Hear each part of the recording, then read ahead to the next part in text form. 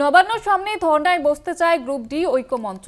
23 এবং 24 জানুয়ারি ধর্নার অনুমতি দেয়নি পুলিশ। মামলার অনুমতি চেয়ে এবার হাইকোর্টে ঐক্যমঞ্চ মামলা দায়েরের অনুমতি। সোমবার শুনানির সম্ভাবনা রয়েছে।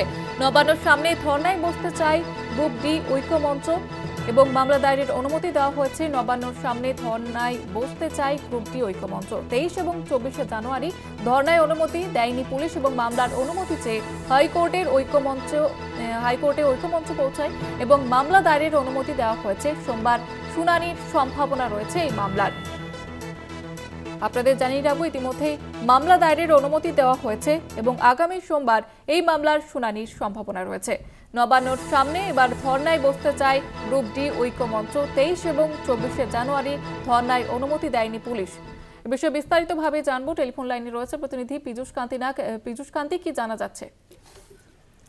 দেখো, গ্রুপ ডির পক্ষ থেকে কলকাতা হাইকোর্টের বিচারপতি তীর্থঙ্কর ঘোষের দৃষ্টি আকর্ষণ করে বলা হয়, এর আগে তারা মুখ্য সচিবের সঙ্গে দেখা করে তাদের দাবি দাওয়া নিয়ে বিভিন্ন স্মারকলিপি দিয়েছেন, কিন্তু তার সত্ত্বেও কোনো কাজ হয়নি।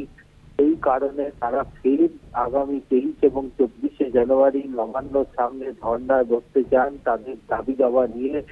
সেই অবস্থানের ক্ষেত্রে পুলিশের কাছে আবেদন জানালেও পুলিশ সেই অনুমোদন দেয়নি।